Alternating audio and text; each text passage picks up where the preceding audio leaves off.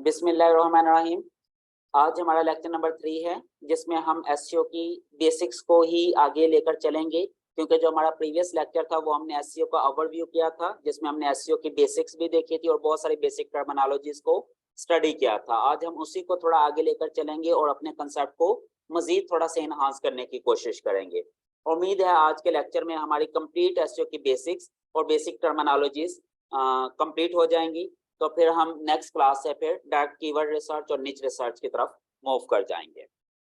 चलें जी, मैं थोड़ा सा ओवरव्यू आपको देता चलूं। हमने अभी तक क्या देखा? हमने अभी तक जो मेन चीज थी एसईओ की वो इंटेंट थी, और ये चीज आपको डे 1 से लेके लास्ट डे तक आपके साथ जुड़ी रहेगी। तो आपने इंटेंट को जरूर अपने जहन में रखना है। अगर आप अपने यूजर की इंटेंट अंडरस्टैंड कर लेते हैं कि what is the intent of the your user जो आपकी वेबसाइट पे आ रहा है, तो आप एक अच्छे एसईओ एक्सपर्ट बन सकते हैं। ठीक है। फिर उसके बाद हमने कुछ एग्जांपल्स देखी थी कीवर्ड की, इंफॉर्मेटिव और सेल्स से रिलेटेड। फिर हमने ये देखा था कि गूगल सर्च इंजन वर्क कैसे करता है, तो उसमें हमने देखा था 4 स्टेप्स हैं। The one is crawling, then understanding, then indexing, then serving. Crawling का मतलब से रीड करना, स्टडी करना। फिर हमने अंडरस्टैंड किया था कि वो जब रीड कर लेता है उसे अंडरस्टैंड करता है, कंसेप्ट बिल्ड करता है कि आप किस चीज की बात कर रहे हैं। फिर उसके बाद वो इंडेक्स करता है, सेव कर लेता है अपने डाटाबेस में। फिर जब कोई बंदा आकर सर्च करता है उससे रिलेटेड, तो उसे पता होता है एग्जैक्टली कि इस सर्च क्वेरी के अगेंस्ट मैंने कौन सा कंटेंट डिलीवर करना है, सर्व करना है। फिर हमने आंसर इंजन का थोड़ा सा कंसेप्ट देखा था। फिर हमने देखा था कि सर्च जो गूगल है वो एक्चुअली में आंसर इंजन है। फिर हमने ये देखा था कि एक चीज टारगेट होती है, एक कंपटीशन होती है, और एसईओ जो है वो एक कंपटीशन है। ये चीज हमें जहन में रखनी है। और यही वजह है कि जब हम अपने क्लाइंट के साथ डील करते हैं, मैं कभी भी जिंदगी में अपने क्लाइंट को गारंटी नहीं देता रैंकिंग की, कभी भी नहीं। वो चाहे मेरे पास क्लाइंट आए या ना आए, मैं हमेशा यही कहता हूँ कि जी क्या पता अगर मैं इधर से एसईओ शुरू करूँ, उधर से आपके कंपटीटर भी शुरू कर दें। That can be problematic. और बहुत सारे लोग ये होते हैं कि वो गारंटियां देना शुरू कर देते हैं। तो एसईओ के क्लाइंट को आपने कभी गारंटी नहीं देनी। हाँ, उसे आप अपना वर्क शो करें, उसे आप अपनी वर्थ शो करें, उसे आप उसका जो वीकली बेसिस पे रिपोर्ट्स हैं वो दिखाएं, उसे बताएं कि आपकी वेबसाइट में क्या क्या काम किया। वो खुद जाके उसे क्रॉस वेरीफाई भी कर सकता है। आप काम की गारंटी दिया करें, काम की कमिटमेंट करें, लेकिन रैंकिंग की कमिटमेंट ना करें। मोस्ट ऑफ द टाइम हम रैंकिंग कर भी लेते हैं, लेकिन इन सम केसेस रैंकिंग नहीं भी होती, क्योंकि इट्स अ कंपटीशन। जैसे मैंने एग्जांपल आपको बता दी थी, अगर आपने जॉब के लिए अप्लाई किया, आप जितने हो सकता है आप गोल्ड मेडलिस्ट हो सकता है आप टॉपर हो अपनी यूनिवर्सिटी के, लेकिन जब आप इंटरव्यू देने जाते हैं, हो सकता है आपसे भी कोई एक अच्छा कैंडिडेट वहां पर आया बैठा हो, तो आपकी बजाय वो उनको चूज कर लेंगे। तो आपका बेस्ट होना इज नॉट इनफ कि आप सिलेक्ट हो जाएंगे। डिपेंड ये करता है कि आप अपने कंपटीटर से अच्छे हैं या बुरे हैं। ठीक है। तो एसईओ इज अ कंपटीशन। फिर हमने ये देखा था कि गूगल जो है वो इतना पावरफुल सर्च इंजन कैसे बना। उसमें हमने देखा था कि this is most powerful search engine nowadays due to its product. क्योंकि गूगल की इतनी प्रोडक्ट हैं जो हम डेली बेसिस पे यूज करते हैं, जिनके बगैर हमारा गुजारा नहीं है आज के दौर में। इस वजह से गूगल के पास डाटा बहुत ज्यादा है, और जिस बंदे के पास आज के दौर में डाटा ज्यादा है इज द विनर सिंपली। तो गूगल के पास तकरीबन पूरी दुनिया का डाटा है। फिर हमने 3 चीजों का कंपैरिजन किया, एसईओ, एसईएम और SMM. Search engine optimisation, search engine marketing और सोशल मीडिया मार्केटिंग। फिर हमने ये देखा कि इनके क्या प्रोज एंड कॉन्स हैं, और किस सिनेरियो में आपने एसईओ करनी है, किस सिनेरियो में आपने एसएमएम करनी है, किस सिनेरियो में आपने एसईएम करनी है। ये कंसेप्ट हमने बिल्ड किया कुछ एग्जांपल्स के साथ। फिर हमने नीड और वांट का कंसेप्ट देखा, उससे चीजें आपको काफी हद तक समझ लग गई थी। आज हम थोड़ा सा मजीद इनहांस करते हैं अपना concept inbound versus outbound marketing. Inbound versus outbound marketing. अब ये टर्मिनोलॉजी जानना भी हमारे लिए बहुत जरूरी है। इनबाउंड मार्केटिंग उसे कहते हैं कि अगर लोग खुद ढूंढते हुए इस प्रोडक्ट की तरफ आए, लोग खुद ढूंढते हुए, वो इनबाउंड मार्केटिंग है। अगर कोई एडवर्टाइजर अपनी प्रोडक्ट को लेकर खुद यूजर के पास जाए तो वो आउटबाउंड है। बेसिकली इन मैं थोड़ा सा कंपैरिजन करके भी दिखा देता हूं आपको, ताकि आपके लिए चीजें आसान हो जाएंगी। आउटबाउंड मार्केटिंग में इंटरप्ट होता है, यू इंटरप्ट योर यूजर, ठीक है, आप अपने यूजर्स को इंटरप्ट करते हैं बेसिकली। फॉर एग्जाम्पल, मैं आपसे एक क्वेश्चन पूछता हूं और आपने मुझे ये बताना है कि ये इनबाउंड मार्केटिंग है या आउटबाउंड मार्केटिंग। ओके, पहले इनबाउंड मार्केटिंग भी बता देता हूं। User search that product to reach towards. Example मैं आपको देता हूं कि टेलीविजन पर एक सर्फ एक्सल की एड आ रही है, आप टीवी देख रहे हैं, न्यूज देख रहे हैं या आप मैच देख रहे हैं और टीवी पर एक ऐड आ गई सर्फ एक्सल की। अब ये जो सर्फ एक्सल की ऐड आई है, ये आपके लिए क्या है, इनबाउंड मार्केटिंग है या आउटबाउंड मार्केटिंग है? आउटबाउंड मार्केटिंग है। क्यों? क्योंकि इसने आपको इंटरप्ट किया है, जबरदस्ती फोर्सली आई है। लेकिन अब अगर आपको फॉर एग्जांपल कोई डोमेन चाहिए थी and you go on Google and you start searching it, तो ये क्या है, इनबाउंड है या आउटबाउंड है? ये इनबाउंड है, बिल्कुल आप सही कह रहे हैं। थोड़ा सा कंसेप्ट में मजीद बिल्ड करता हूं इसके बारे में, इनबाउंड वर्सेस आउटबाउंड का। जब चीज एक एडवर्टाइजर अपनी प्रोडक्ट लेकर अपने यूजर के सामने आता है तो वो आउटबाउंड होती है। और आउटबाउंड में होता क्या है बेसिकली, हो सकता है वो मेरी जरूरत भी ना हो। जैसे कि फॉर एग्जांपल, मैं एक मेल हूं, मैं अपने कपड़े खुद वॉश नहीं करता, तो मुझे इससे फर्क नहीं पड़ता कि कौन सा सर्फ अच्छा है या कौन सा बुरा है। इनफैक्ट इन पाकिस्तान मेरा नहीं ख्याल कि कोई भी मेल ऐसा होगा जो अपनी मर्जी से सर्फ लेकर जाता हो, वो हमेशा अपने घर वालों की मर्जी से लेता है। अगर घर से ऑर्डर आया सर्फ एक्सल लेना है तो वह सर्फ एक्सल ही लेके जाएगा, अगर घर से ऑर्डर आया सर्फ एरियल का तो वह एरियल ही लेके जाएगा। तो इससे कोई फर्क नहीं पड़ता कि उन मर्दों को आप चाहे 100 दफा सर्फ एक्सल की ऐड दिखाते जाए, वो 100 दफा सर्फ एक्सल की ऐड देख ले, लेकिन अगर घर वालों ने कहा कि जी एरियल सर्फ लेकर आना है तो वो एरियल ही लेकर जाएगा। तो इस तरह के एडवर्टाइजमेंट से कोई बेनिफिट नहीं होता। ठीक है, एक वक्त था जब आउटबाउंड का जमाना था, लोग टीवी पर एड्स देते थे, न्यूज़पेपर पर एड्स देते थे, रेडियोस पर एड देते थे। अब इनकी क्वांटिटी जो है बहुत कम हो चुकी है। अब इसकी बजाय लोग स्मार्ट एडवर्टाइजमेंट की तरफ चले गए। ठीक है, अच्छा, कुछ सिनेरियो ऐसे हैं जिसमें इनबाउंड मार्केटिंग ज्यादा यूजफुल है और कुछ सिनेरियो ऐसे हैं जिसमें इनबाउंड के बजाय आउटबाउंड ज्यादा यूजफुल है, वो भी हम थोड़ा सा देखते हैं। बेसिकली कंसेप्ट समझ लग गया इनबाउंड का, कि अगर कोई ऐसा सिनेरियो है जिसमें एडवर्टाइजर अपनी प्रोडक्ट को लेकर यूजर के सामने आ रहा है, यूजर को जबरदस्ती दिखाई जा रही है, इंटरप्ट करके दिखाई जा रही है, तो उसको आउटबाउंड मार्केटिंग कहते हैं। लेकिन अगर यूजर खुद ढूंढते हुए उस पर्टिकुलर प्रोडक्ट को ढूंढते हुए गया और फिर उसे ऐड नजर आई, तो वो बेसिकली क्या होगी, इनबाउंड मार्केटिंग होगी। ठीक है, अब मुझे आप बताएं कि इनबाउंड की कोई एग्जांपल दें जी।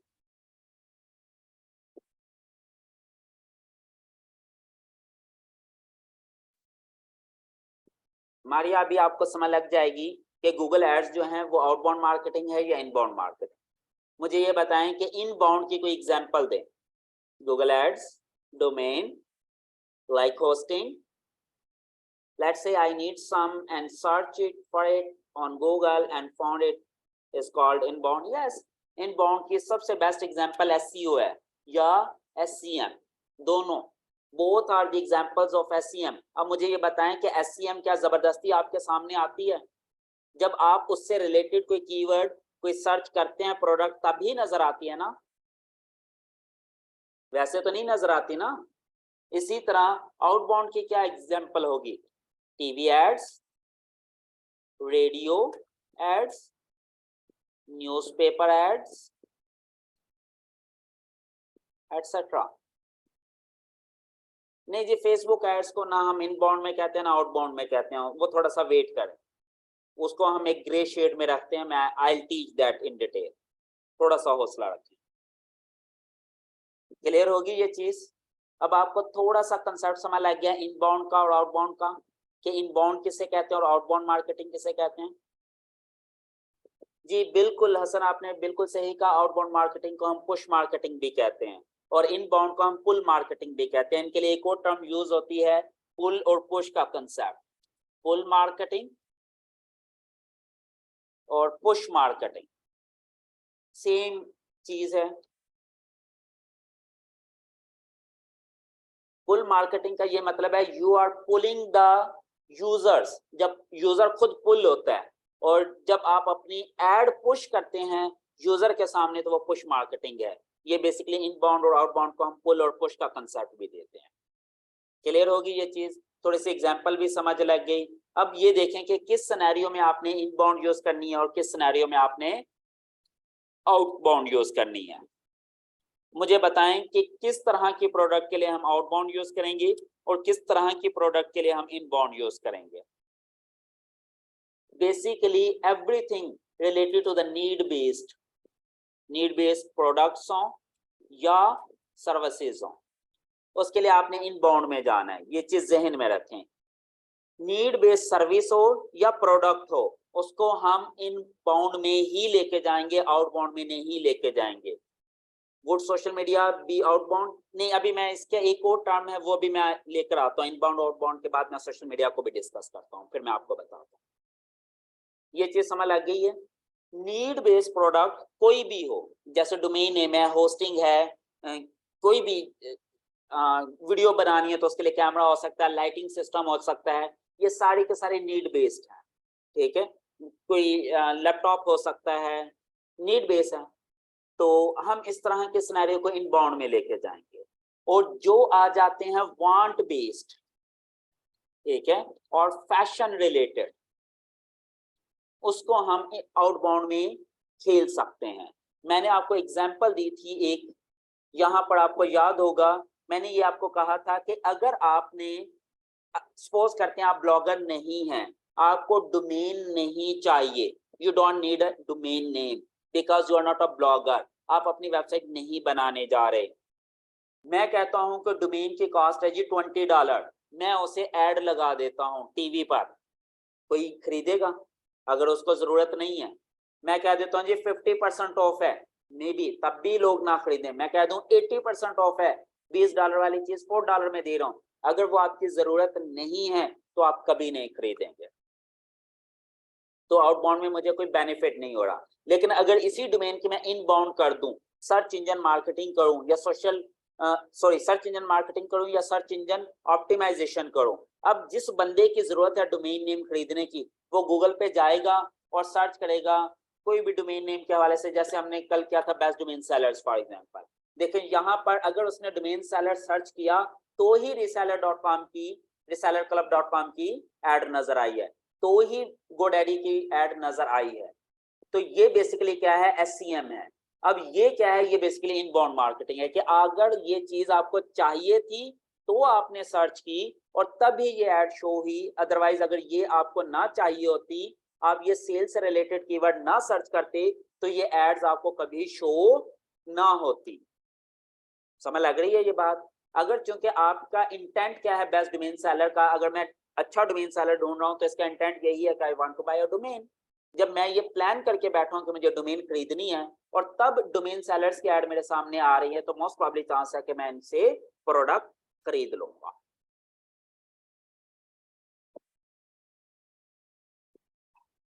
Nowadays, GoDaddy is doing so much marketing on YouTube.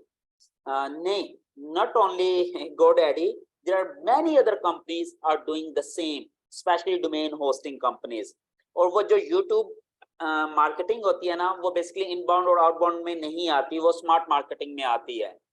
GoDaddy की एड हर बंदे को नजर नहीं आती। GoDaddy की एड सिर्फ उस बंदे को नजर आएगी जो GoDaddy से रिलेटेड कोई क्यूरी सर्च करता है। ये एक तीसरी टाइप है मार्केटिंग की। जब अभी मैं आपको थोड़ी देर में ये पढ़ाऊंगा तो आपको ये कंसेप्ट बिल्कुल क्लियर हो जाएगा। अभी तो ये जो दो ट्रेडिशनल टाइप हैं इनबाउंड और आउटबाउंड, अभी तो मैं सिर्फ वो गाइड कर रहा हूँ। अभी मैं स्मार्ट मार्केटिंग की तरफ आऊंगा, जिसे हम कहते हैं रीटारगेट योर क्लाइंट, रीटारगेटिंग। तो ये रीटारगेट मार्केट होती है बेसिकली ना, वो भी मैं आपको गाइड करता हूँ। फिलहाल आप मुझे ये बताएं नीड का आपको पता चल गया, इसमें इनबाउंड में तो बेनिफिट हुआ, आउटबाउंड में बेनिफिट नहीं हुआ। इसी तरह अगर मैं वॉच की बात करूंगा तो बहुत कम लोग होंगे जो फैशन से रिलेटेड चीजें होती हैं वो नॉर्मली लोग खुद गूगल से सर्च करके ढूंढते हैं, ऐसा बहुत कम होता है। लेकिन ज्यादातर सेल्स कैसे होती हैं, जब वो फैशन से रिलेटेड कोई प्रोडक्ट अचानक मेरे सामने आ जाती है और उसके ऊपर 70-80% डिस्काउंट होता है और वो नहीं भी मेरी जरूरत होती तो भी मोस्ट प्रॉब्ली चांस है कि मैं खरीद लूं। जैसे कि मैंने वॉच की एग्जांपल दी, मैंने कहा जी ये 1000 रुपीज की वॉच है, मैं 50% ऑफ देता हूँ, 500 की खरीद लें, बहुत सारे लोग मे भी खरीदने में इंटरेस्टेड हो जाएंगे। अगर मैं कहूँ 80% ऑफ है, 200 रुपीज में ये ब्यूटीफुल वॉच आप खरीद सकते हैं, तो मे भी 100 में से 50% लोग खरीदने को तैयार हो जाएंगे अगर मैं 80% ऑफ भी लगाया और एक खूबसूरत सा डिजाइन दिया, हालांकि वो उसकी जरूरत नहीं है, फिर भी लोग खरीदने को तैयार हो जाएंगे।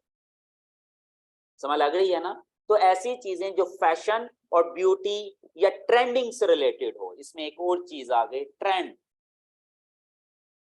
और ट्रेंडिंग, या ट्रेंडिंग से रिलेटेड कोई प्रोडक्ट हो तो उसको हम आउटबाउंड मार्केटिंग में लेकर जाएंगे, उसका फायदा होगा। और इस तरह के प्रोडक्ट को हम इनबाउंड में भी लेके जाएंगे और आउटबाउंड में भी लेके जाएंगे। यहां तक कंसेप्ट क्लियर हो गया आपका? कोई ऐसा स्टूडेंट जिसको इनबाउंड और आउटबाउंड की समझ ना लगी हो?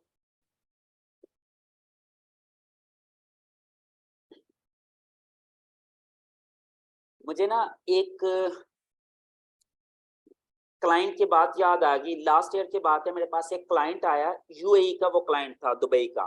उनकी ना अपनी एक छोटी सी फर्म उन्होंने बनाई हुई थी, एक टीम बनाई हुई थी, उसमें उनके पास कुछ प्लम्बर थे, कुछ इलेक्ट्रिशियन थे, पेंटर्स थे, कारपेंटर्स थे, यानी कि जो होम लेबर होती है ना, होम सर्विसेज की लेबर, उसकी एक टीम उन्होंने बनाई हुई थी। कोई 40-50 बंदे एक बंदे ने ना खुद हायर किए हुए थे और अपना एक वेबसाइट पोर्टल बनाया हुआ था। उस वेबसाइट के थ्रू वो ऑर्डर लेता था कि किसी को एसी की सर्विस चाहिए, फ्रिज की सर्विस चाहिए, इलेक्ट्रिशियन चाहिए, प्लम्बर चाहिए, पेंटर चाहिए, कारपेंटर चाहिए, वो उन्हें बताते थे तो वो अपना बंदा भेजकर उनको काम करवा देते थे। लास्ट ईयर जब वो क्लाइंट मेरे पास आया, वो कहते जी मैं बहुत ज्यादा पैसा इन्वेस्ट कर रहा हूँ, मैं यहाँ पे इस तरह की टीवी एड्स भी चला रहा हूँ, ये कर रहा हूँ, न्यूज़पेपर में भी एड्स देता हूँ, लेकिन मुझे इतना बेनिफिट नहीं होता, एडवर्टाइजिंग पे ज्यादा पैसा लगता है और कॉल्स मुझे कम आते हैं। वो कॉल्स का एक कंसेप्ट होता है कि जी कितनी कॉल हमने रिसीव की आज के दिन में इस सर्विसेज के लिए, और जितनी कॉल्स आती हैं तकरीबन मोर देन 50% उनकी वो कन्वर्जन हो जाती है, लीड कन्वर्जन हो जाती है, यानी कि सेल्स में कन्वर्ट हो जाती है। यानी कि 100 बंदों ने कॉल की तो उसमें से 50 से ज्यादा कस्टमर बन जाते हैं उनके।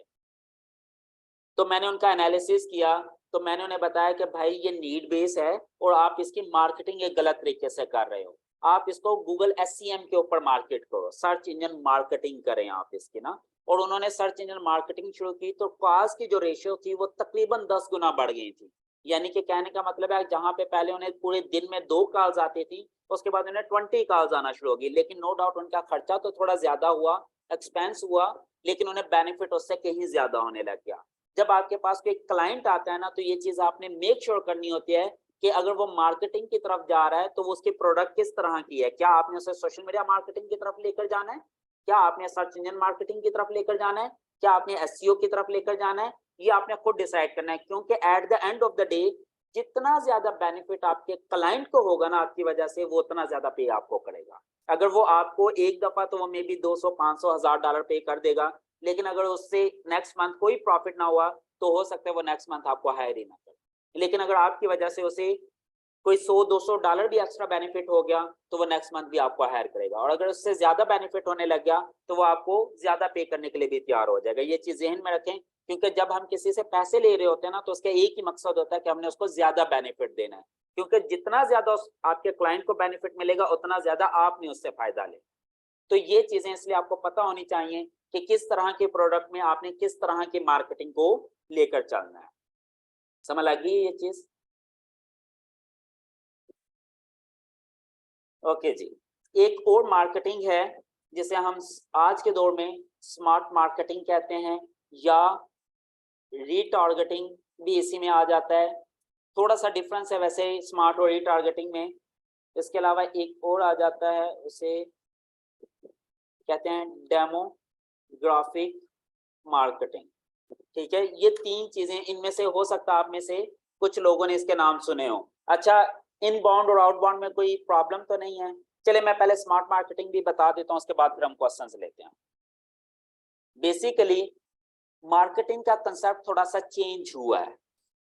ये स्पेशली ट्रेंड जो चेंज किया, ये जो हमारी आईटी कंपनीज है उन्होंने चेंज किया, जिसमें फेसबुक है, यूट्यूब है, गूगल है। अब जैसे गूगल की एग्जांपल ले लें, अब अगर कोई बंदा डोमेन सेलर को सर्च करेगा तो resellerclub.com की ऐड आएगी, वरना ऐड नजर नहीं आएगी। देखें, अगर मैं होस्टिंग की बात करता हूँ, होस्टिंग सेलर, तो मे भी इनकी ऐड ना आए या किसी और की ऐड आ जाए। अच्छा, ये बेसिकली रिसेलर क्लब होस्टिंग भी सेल करता है ना। हम कोई ऐसी जिसकी एड्स हो, इसको हम कहते हैं यूट्यूब लाइव सॉफ्टवेयर, इसका स्ट्रीम यार्ड। अब देखिए, मैंने स्ट्रीम यार्ड का वर्ड यूज किया तो स्ट्रीम यार्ड की एड शो होगी। अब उन्होंने मे बी इतना वो एडवांस इसको नहीं किया हुआ कि यूट्यूब लाइव सॉफ्टवेयर के नाम से भी इसकी ऐड आई, लेकिन स्ट्रीम यार्ड से इसकी स्ट्रीम यार्ड की ऐड आना शुरू होगी। अब आपको दूसरे जो एड्स थी, जैसे कि रीसेलर क्लब थी, गोडैडी थी, वो नजर नहीं आएंगी, क्योंकि अब उन्हें पता चल गया कि भाई ये हमारी टारगेट ऑडियंस है ही नहीं। इस तरह के एड्स को हम रीटारगेटिंग ऑडियंस वाली एड्स भी कहते हैं, लेकिन ये भी मैं थोड़ा सा एक्सप्लेन करता हूँ। पहले मैं आपको बताता हूँ डेमोग्राफिक्स का। डेमोग्राफिक एड किसे कहते हैं? ऐसी एड्स डेमोग्राफिक्स का जिसमें सबसे पहले जेंडर सिलेक्ट हो, सॉरी कंट्री या लोकेशन, इसको लोकेशन भी कह सकते हैं, लोकेशन बेस्ड, उसके बाद जेंडर, उसके बाद एज, उसके बाद इंटरेस्ट। ये 4 फिल्टर जिस एड में आ जाए उसे हम डेमोग्राफिक कहते हैं। बेसिकली तो ये 3 फिल्टर होते हैं डेमोग्राफिक के, लेकिन एक इंटरेस्ट का फैक्टर भी है जो कि यूट्यूब ने भी ऐड कर दिया, फेसबुक ने भी ऐड कर दिया, गूगल ने भी ऐड कर दिया। ये तमाम बड़ी कंपनी ने ये वाला फैक्टर भी अब ऐड कर दिया है। पहले बेसिकली ये 3 फैक्टर हुआ करते थे डेमोग्राफिक में, कि भाई आपने किस एरिया में ऐड चलानी है, किस जेंडर को दिखानी है, मेल को दिखानी है, फीमेल को दिखानी है, या दोनों को दिखानी है, किस एज ग्रुप को दिखानी है, कि आप अपना टारगेटेड एज ग्रुप सेलेक्ट करें, सिर्फ उसी बंदे को ऐड दिखाई देगी। ये थी डेमोग्राफिक एड्स। अब इसमें आ गया इंटरेस्ट। जब इंटरेस्ट ऐड हो जाता है तो वो फिर स्मार्ट मार्केटिंग में चला जाता है। स्मार्ट मार्केटिंग, अब वो ये कहता है कि भाई फॉर एग्जांपल मैंने बाइक सेल करनी है, I am a bike seller, motor bike seller, ठीक है, होंडा की बाइक सेल कर रहा हूं। अब आपको पता है कि पाकिस्तान में होंडा की बाइक मेल बाय करते हैं या फीमेल बाय करते हैं? मे बी फीमेल अगर होंगी भी तो 0.1%, 99% से ज्यादा मेल बाय करते हैं, ठीक है, यानी कि लोग खरीदते हैं। तो यहाँ पे मैं जो सिलेक्ट करूंगा, चले मैं आपको एक अच्छा इसकी ना एग्जांपल, वैसे मैंने सोशल मीडिया मार्केटिंग में जाके एग्जांपल्स करवाने, अभी बस मैं ओवरव्यू दे देता हूँ, एग्जांपल रहने देते हैं। तो जब मुझे ये पता चल गया ये कुछ इस तरह की प्रोडक्ट है जो बॉयज ने खरीदनी है, तो वहां पे मैं जेंडर बॉयज सिलेक्ट कर लूंगा। अब अगर मुझे ये पता चल गया कि बाइक जो है मैं खानेवाल में अगर सेल कर रहा हूँ, तो क्या लाहौर से कोई बंदा बाइक खरीदने आएगा मेरे पास? कभी भी नहीं आएगा। या मुल्तान से खरीदने आएगा? कभी भी नहीं आएगा। तो कौन लोग आएंगे? भाई खानेवाल सिटी के लोग आएंगे। तो मैं अपनी लोकेशन सेलेक्ट कर लूंगा खानेवाल सिटी। अपनी मार्केटिंग को नैरो डाउन कर रहा हूँ, जेंडर को नैरो डाउन कर लिया। अब एज ग्रुप को देखूंगा। अब मुझे पता है कि 20-24 ईयर्स के लोग नॉर्मली बाइक नहीं खरीदते, 20 प्लस के लोग ही बाइक खरीदेंगे। तो मैं फिल्टर लगा दूंगा 20 से लेके 50 तक का फॉर एग्जांपल, या 25 से 50 तक का, क्योंकि मुझे पता है इसी एज ग्रुप में लोग ज्यादा बाइक परचेज करते हैं। जब ये चीज हो जाएगी तो ये कहलाएगी डेमोग्राफिक ऐड। जब इसमें मैं इंटरेस्ट भी ऐड कर दूंगा, कि मैं कहता हूं कि ये ऐड उसकी जेंडर मेल होनी चाहिए, एज 25 से 50 होनी चाहिए, सिटी खाने वाला होना चाहिए, लेकिन ये इनफ नहीं है, वो बंदा बाइक्स में इंटरेस्टेड भी हो, ट्रैवलिंग में इंटरेस्टेड भी हो, वो गाड़ियों में इंटरेस्टेड भी हो। अगर वो इंटरेस्ट रखता है तब उसे ऐड शो करनी है, वरना नहीं करनी। तो इसे मैं कहूंगा स्मार्ट मार्केटिंग स्मार्ट एडवर्टाइजमेंट या स्मार्ट मार्केटिंग, ठीक है, या स्मार्ट एड्स आप कह सकते हैं, बिल्कुल ठीक है। ये चीज समझ लग रही है आपको? ये एक थर्ड कैटेगरी है जो इनबाउंड और आउटबाउंड दोनों से निकल गई है। ये मिक्सचर है, ग्रे साइड एरिया है, इनबाउंड का भी और आउटबाउंड का भी। लेकिन एक चीज जहन में रखें, जो सोशल मीडिया मार्केटिंग है वो बेसिकली डेमोग्राफिक है, ठीक है। अब सोशल मीडिया मार्केटिंग में मैं आपको बता देता हूँ। SMM में फॉर एग्जाम्पल आउटबाउंड जो है, आउटबाउंड पोर्शन ज्यादा है और इनबाउंड पोर्शन कम है SMM के अंदर। जब यही बात मैं SCM की तरफ जाता हूं तो ये प्योरली इनबाउंड में चली जाती है, क्योंकि उसका जो इंटरेस्ट का फिल्टर है गूगल का वो बहुत ज्यादा एडवांस है as compare to Facebook. Facebook का इंटरेस्ट का फिल्टर बहुत डाउन है, बहुत डाउन है। अब देखें फेसबुक में अगर किसी बंदे ने जिंदगी में गाड़ी या ट्रैवलिंग या बाइक या कोई भी ऐसी प्रोडक्ट के ऊपर या किसी ऐसी इमेज के ऊपर या कहीं भी क्लिक किया या कोई इंगेजमेंट कर दी, एंगेजमेंट का मतलब होता है क्लिक, लाइक, शेयर, फॉलो या कमेंट, इन 5 चीजों में से कोई एक भी काम कर दिया तो आपके इंटरेस्ट में ऑटोमेटिकली बैक एंड पे वो ऐड होता चला जाएगा। मुझे ये भी नहीं पता कि फेसबुक के पास मेरे इंटरेस्ट कौन कौन से हैं। हो सकता है कि फेसबुक के पास मेरे कोई 1000 से ज्यादा तरह के इंटरेस्ट हो, क्योंकि जब भी मैं किसी पोस्ट के ऊपर क्लिक करता हूं तो फेसबुक अपना एल्गोरिदम अपडेट कर लेता है अपनी डेटाबेस मेरी प्रोफाइल के लिए, मेरा इंटरेस्ट। जैसे फॉर एग्जांपल आज के दिन अगर मैंने डोमेन के ऊपर क्लिक किया, किसी भी डोमेन से रिलेटेड किसी पोस्ट के ऊपर, डोमेन से रिलेटेड किसी पोस्ट को लाइक कर लिया, फॉलो कर लिया, शेयर कर लिया, पेज, कोई ग्रुप या कुछ भी, या कोई पोस्ट कर दी, या मेरी किसी पोस्ट में डोमेन का वर्ड आ गया, या किसी मेरे दोस्त की पोस्ट में डोमेन का वर्ड और मैंने उसके ऊपर एंगेजमेंट की, नहीं 5 तरीकों में से कोई एक तरीका भी, तो फेसबुक ने मेरी इंटरेस्ट में डोमेन भी लिख दे, हालांकि चाहे वो मेरी जरूरत हो या ना हो, लेकिन वो मेरे इंटरेस्ट में शामिल हो गया। इसलिए मैं कहता हूं कि सोशल मीडिया मार्केटिंग मिक्सर है, लेकिन इसमें आउटबाउंड पोर्शन ज्यादा है, इनबाउंड पोर्शन कम है। समझ लगी ये चीज?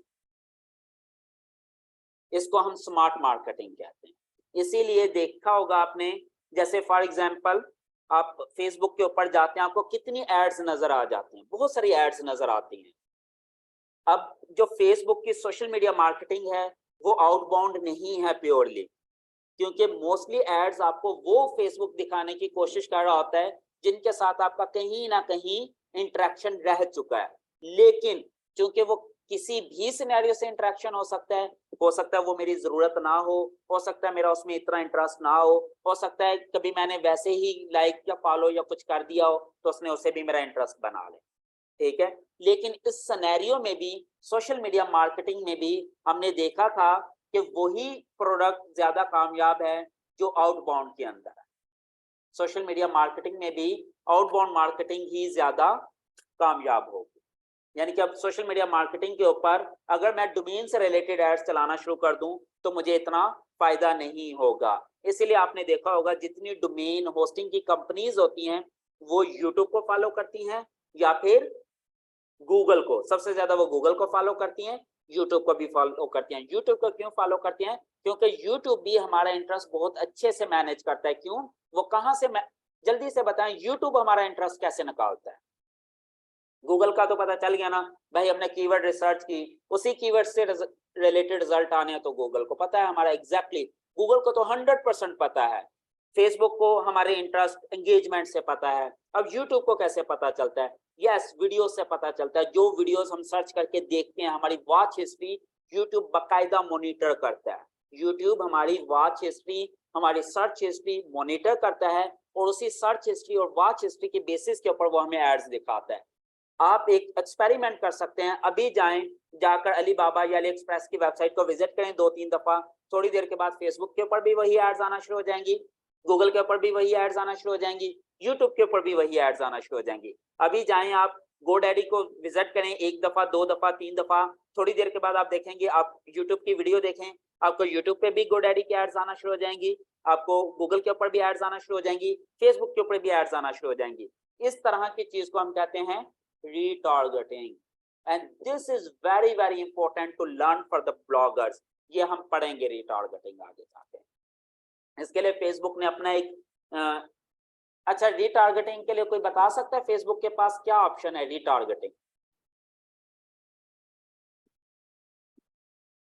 retargeting फेसबुक retargeting कैसे करता है? Pixel, yes yes yes yes, इसका मतलब पता है लोगों को, काफी लोगों को, FB पिक्सल।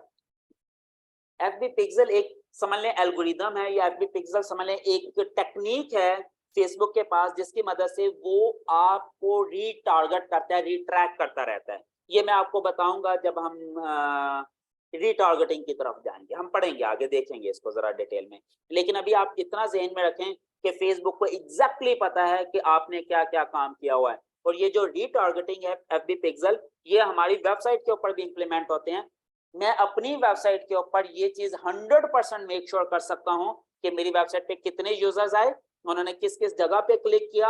अगर मेरी ई कॉमर्स की वेबसाइट है ना, तो मुझे ये भी पता होगा कि कितने लोगों ने किस किस प्रोडक्ट पर क्लिक किया, और उनमें से कितने लोग ऐसे थे जिन्होंने उस प्रोडक्ट को ऐड टू कार्ट किया, ऐड टू कार्ट भी कर लिया, लेकिन उन्होंने बाय नहीं किया। फिर मुझे ये भी पता है कि कितने लोग हैं जिन्होंने एक ही प्रोडक्ट को मल्टीपल टाइम विजिट किया। फिर मुझे ये भी पता है कि कितने लोग हैं जिन्होंने कार्ट में ऐड करके छोड़ दिया। फिर मुझे ये भी पता है कि कितने लोग हैं जिन्होंने कार्ट से नेक्स्ट प्रोसेस तो किया, अपना डाटा एंट्री तो किया, लेकिन पे नहीं करके ऑर्डर नहीं प्लेस किया। और ये सारे का सारे जब चीजें हमें पता चल जाती हैं, तो हम FB पिक्सल अगर हमने अटैच किया हो, तो फिर हम जो फेसबुक एडवर्टाइजमेंट करते हैं ना, वो फिर सिर्फ उन्हीं लोगों को जाती हैं जो लोग ऑलरेडी मेरी प्रोडक्ट को यूज कर रहे हैं लेकिन उन्होंने बाय नहीं किया अभी तक। मैं वहां पे डिफाइन कर सकता हूं कि ये ऐड सिर्फ उन लोगों को नजर आनी चाहिए जिन्होंने मेरी वेबसाइट विजिट की। मैं डिफाइन कर सकता हूँ ये ऐड सिर्फ उन लोगों को नजर आनी चाहिए जिन्होंने मेरी वेबसाइट विजिट भी की और साथ में मेरी प्रोडक्ट भी ओपन की। ये वाली पर्टिकुलर मैं इसको मजीद एक स्टेप आगे ले जा सकता हूँ कि ये सिर्फ उन लोगों को नजर आए जिन्होंने मेरी वेबसाइट भी विजिट की, मेरी प्रोडक्ट भी विजिट की, और मेरी प्रोडक्ट अपने कार्ट में ऐड भी कर ली लेकिन बाय नहीं की। यहां तक मैं लेकर जा सकता हूं। फिर उसमें हम कस्टमाइज्ड एड्स भी शो कर सकते हैं कि नॉर्मल लोगों को अलग ऐड नजर आए। सिर्फ वो लोग जिन्होंने मेरी प्रोडक्ट अपने कार्ट में ऐड कर रखी है लेकिन उन्होंने ऑर्डर नहीं प्लेस किया, उनको अलग ऐड नजर आए। वो ऐड क्या हो सकती है? वो अलग तरह की ऐड मैं क्या शो कर सकता हूं ऐसे लोगों को जिन्होंने मेरी वेबसाइट ओपन की, प्रोडक्ट ओपन की, ऐड टू कार्ट किया लेकिन ऑर्डर प्लेस नहीं किया? डिस्काउंट ऐड, एग्जैक्टली, यस, बिल्कुल। हम कोई डिस्काउंट ऐड दिखा सकते हैं, उन्हें कहें कि भाई आप हमें पता है कि आपको हमारी ये प्रोडक्ट अच्छी लगी, आपने कार्ट में ऐड की लेकिन आपने ऑर्डर नहीं प्लेस किया। मे बी आपको कोई प्राइस हाई लगी हो या बजट का इश्यू हो, देखिए हम आपको 20% डिस्काउंट देते हैं, आज ही आप बाय कर लें, 24 आवर्स के लिए आपके लिए ऑफर है। देखिए दुनिया कहाँ पहुंच गई है। डिस्काउंट ऑफर्स कर सकते हैं हम उनके लिए, ठीक है, बहुत कुछ है। ये चीजें हम देखेंगे आगे इंशाल्लाह। ठीक हो गया ये चीज। तो इसको हम कहते हैं, ये 3 तरह के एड्स हम मजीद फिर आगे मार्केटिंग को कवर करते हैं। जो जेनेरिक 2 टाइप्स हम नॉर्मली एज ए ट्रेडिशनल जो बुक में पढ़ते हैं, या जो हम अपने ये समझ लें कि आज के दौर में हम अपनी डिग्रीज में पढ़ रहे हैं, वो यही है, इनबाउंड और आउटबाउंड। लेकिन एक्चुअल में यही 2 टाइप नहीं है। There are so many types of marketing nowadays, क्योंकि हम सिर्फ अभी तक अपनी बुक्स में, यूनिवर्सिटीज में वो चीजें पढ़ रहे हैं जो ट्रेडिशनल हैं, लेकिन अब दुनिया ट्रेडिशनल से बढ़कर स्मार्ट वर्ल्ड की तरफ जा चुकी है। अब स्मार्ट वर्ल्ड में एड्स, स्मार्ट मार्केटिंग भी है, रीटारगेटिंग भी है, डेमोग्राफिक भी है। अब मैं आपको बता चुका हूं, अगर लोकेशन, जेंडर, एज, ये 3 फिल्टर आपके पास कहीं लगाने की ऑप्शन हो तो वो डेमोग्राफिक एड होगी। लेकिन वहां पे अगर इंटरेस्ट आ जाए, स्मार्ट मार्केटिंग होगी। लेकिन उसी स्मार्ट मार्केटिंग में अगर रीटारगेटिंग की ऑप्शन आ जाए कि मैं स्पेसिफिक यूजर को सिर्फ टारगेट करूं जिन्होंने ये एक्शन परफॉर्म कर रखा है, उसे रीटारगेटिंग एडवर्टाइजमेंट का। ईमेल मार्केटिंग आउटबाउंड में आता है यार, वो अलग चीज है। ईमेल में बहुत सारे डिफरेंट टाइप है, आप पुश करते हो, आप ब्रॉडकास्ट कर रहे हो, क्या कर रहे हो, ये भी देखेंगे। डिजिटल मार्केटिंग में हम ईमेल मार्केटिंग को कवर करेंगे, ना टेंशन है आप। यहां तक चीज क्लियर हुई है? यहां तक अगर कोई कंफ्यूजन है तो आप पूछ सकते हैं। Inbound, outbound, smart, retargeting, demographic, यहां तक कुछ भी। वैसे ही आज मेरा ये प्लान नहीं था स्मार्ट, रीटारगेटिंग, डेमोग्राफिक पढ़ाने का, लेकिन एक क्वेश्चन आया जिसकी वजह से मुझे लगा कि ये भी मुझे साथ ही बता देना चाहिए। सर कोई एग्जांपल दे दें जो इनबाउंड और आउटबाउंड दोनों हो। यार अभी तो दी है, देखिए ना, ये आपके सामने लिखी हुई है, ये लें, ये लें, इनबाउंड भी आउटबाउंड भी है। बताया ना, एसएमएम में आउटबाउंड का ज्यादा पोर्शन होता है, इनबाउंड का कम पोर्शन होता है, ये दोनों है इसके अंदर। रीटारगेटिंग मीन कि आपका जो टारगेट क्लाइंट है ना, आपने क्लाइंट को टारगेट किया, वो आया, आपकी प्रोडक्ट ओपन की, कार्ट में ऐड भी किया खरीदने के लिए, लेकिन उसने खरीदा नहीं। अब आपको पता चल गया, अब आपने उसे रीटारगेट करना है, दोबारा टारगेट करना है कि पहले वो आया था लेकिन वो चीज नहीं खरीद के गया। अब आपने उसके ऊपर नजर रखी हुई है कि यार ये बंदा पहले आया है खरीदने, इसका मतलब ये इंटरेस्टेड है, इसका मतलब ये खरीदेगा अगर मैं इसको थोड़ा सा मजीद पुश करूं, तो हम उसको रीटारगेट करते हैं। और हम ऐसे लोगों को ज्यादा टारगेट करने की कोशिश करते हैं जिन्होंने पहले हमारी प्रोडक्ट के साथ कुछ परफॉर्मेंस टाइप का रखे हो, कि वो हमारी एड ओपन की हुई है, हमारी प्रोडक्ट ओपन की हुई है, प्रोडक्ट को कार्ट में ऐड किया हुआ है या कुछ भी ऐसा, तो उसको हम रीटारगेट करते हैं। व्हाट इज पिक्सल, इसको भूल जाएं, अभी छोड़ दें, ये मैं बताऊंगा आगे, अभी तो बस मैंने एक वर्ड यूज किया है। एफबी पिक्सल एक टेक्निक है, ये समझ लो एक एल्गोरिदम है, बिल्कुल इसी तरह जैसे मैं कहूँ कि गूगल का एक एल्गोरिदम है जी, कोई भी नाम ले दूं, हमिंग बर्ड का, पांडा का, अब वो अजीब अजीब नाम है, मैं लूंगा तो फिर कंफ्यूज हो जाएंगे, फिलहाल आप छोड़ दें।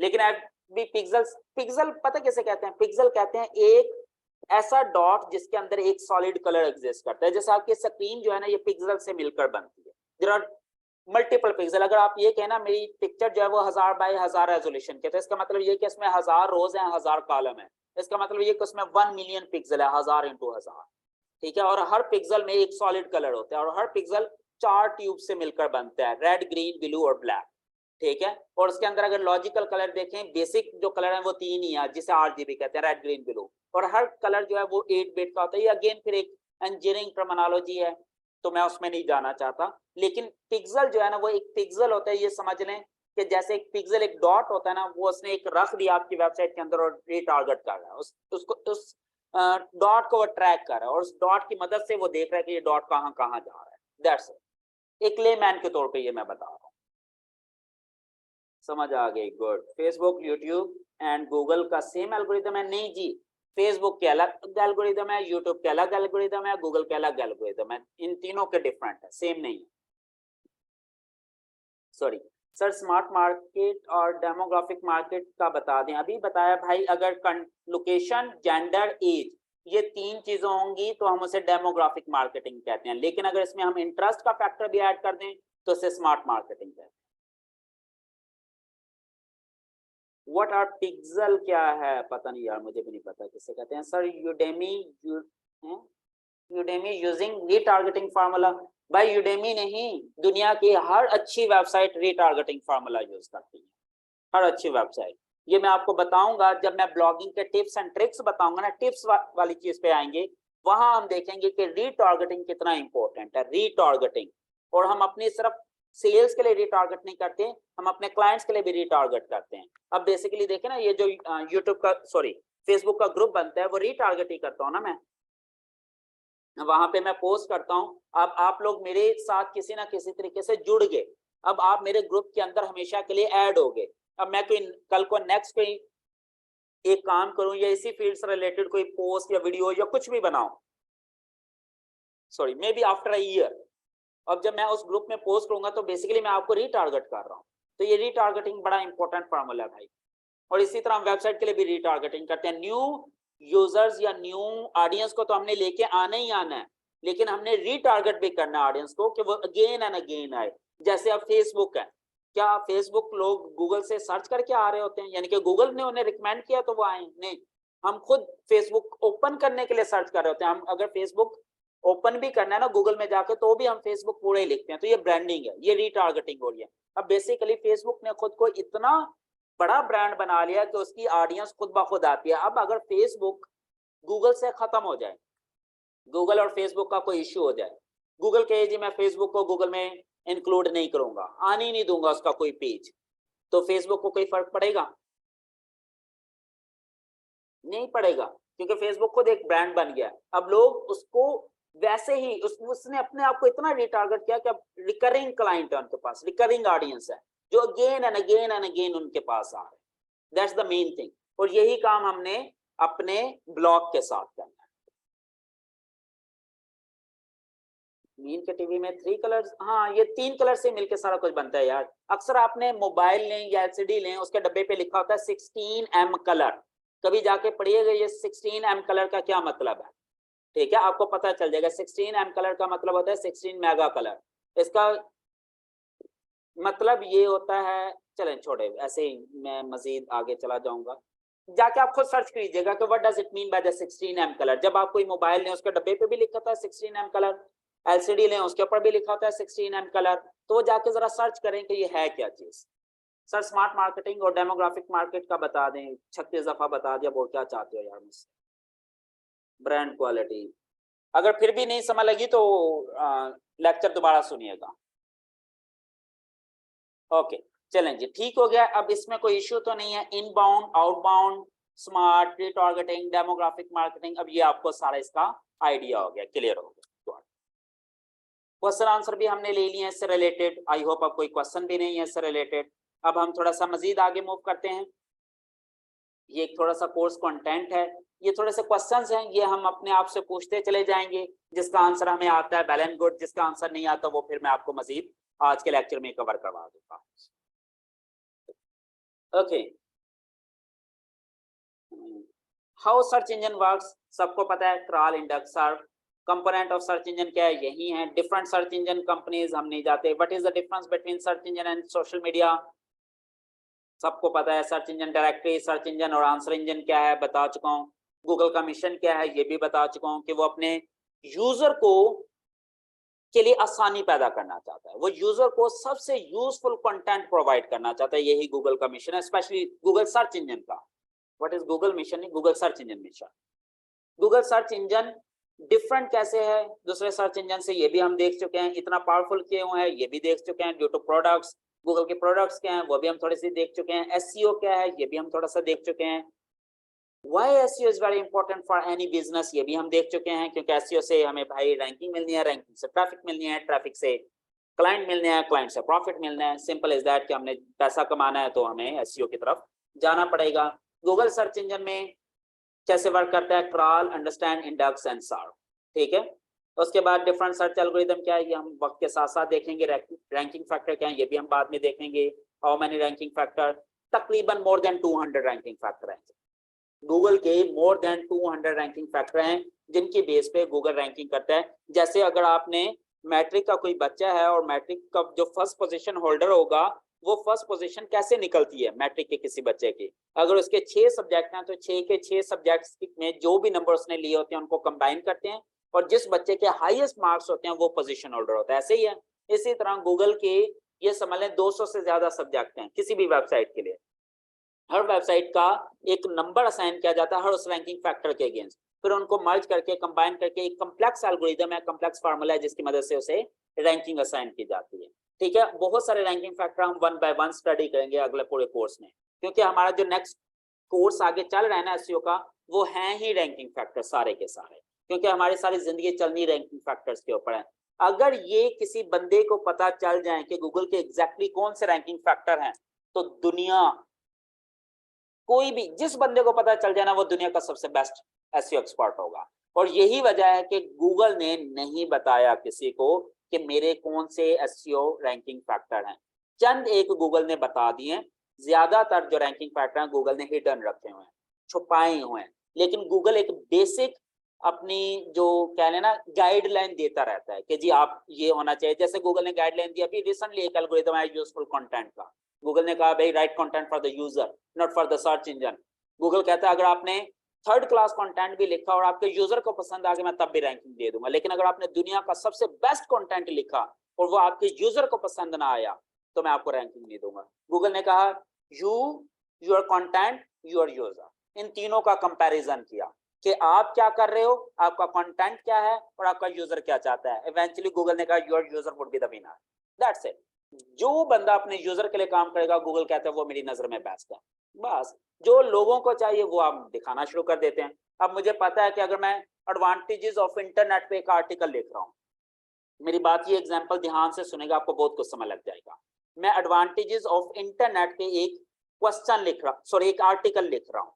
अब मुझे ये बताएं एडवांटेजेस ऑफ इंटरनेट का आर्टिकल कौन लोग पढ़ेंगे, कौन लोग पढ़ेंगे एडवांटेजेस ऑफ इंटरनेट?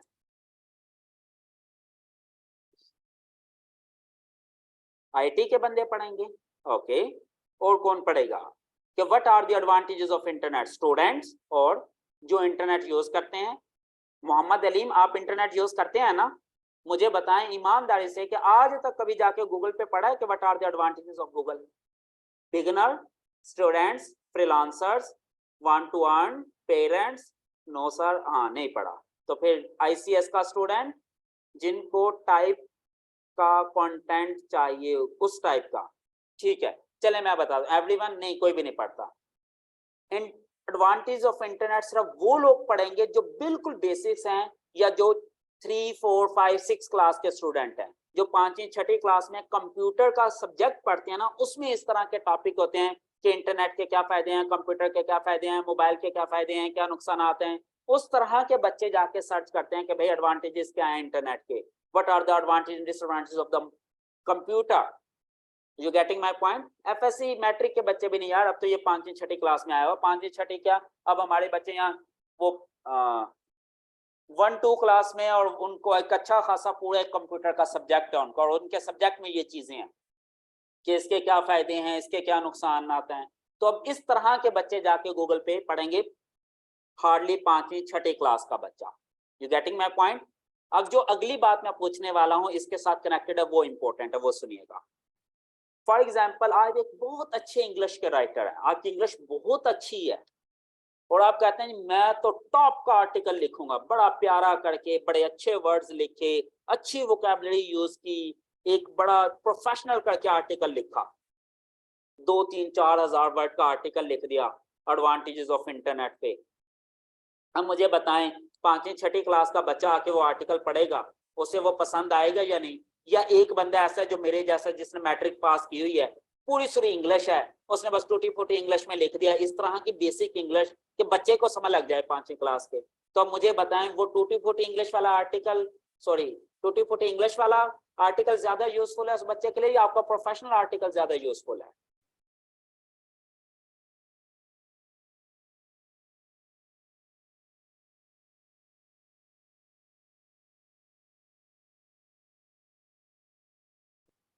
आवाज क्लियर है सबको या कोई इशू है?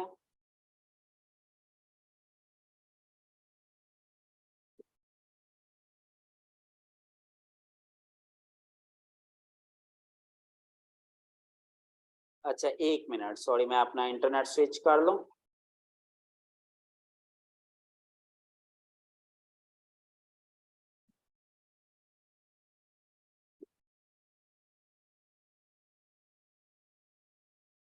अभी भी इशू है या अब क्लियर हो गई है?